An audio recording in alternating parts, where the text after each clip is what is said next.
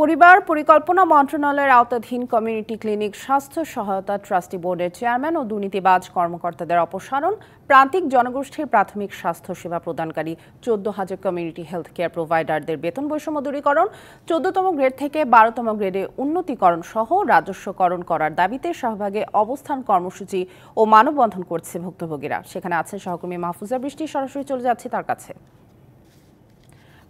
বৃষ্টি, আমাদের কর্মসূচি বিস্তারিত জানাবে।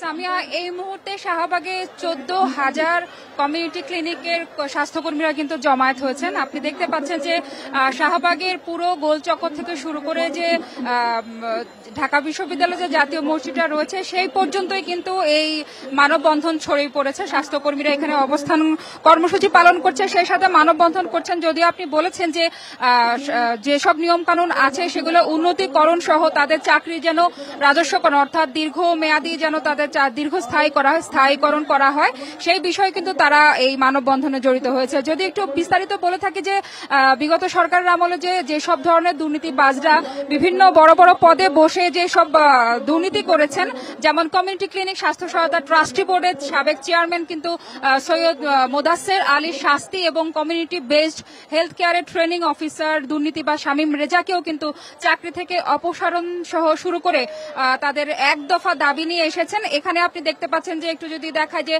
সমন্বয়কারীরাও রয়েছেন। বৈষম্য বিরোধী ছাত্র আন্দোলনের ঢাকা কলেজের অন্যতম সমন্বয়ক নাজমুল হাসান কিন্তু তাদের মধ্যে উপস্থিত হয়েছেন।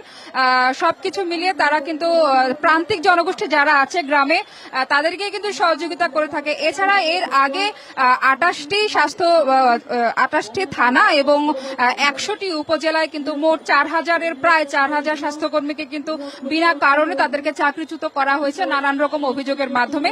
তাদের চাকরি পুনর্বহাল থেকে শুরু করে যত ধরনের এই কমিউনিটি হেলথ ক্লিনিকে যত ধরনের দুর্নীতি আছে, অসামঞ্জস্যতা আছে, সবকিছু সমাধান চেয়ে এইখানে আজকে তারা সমবেত হয়েছেন।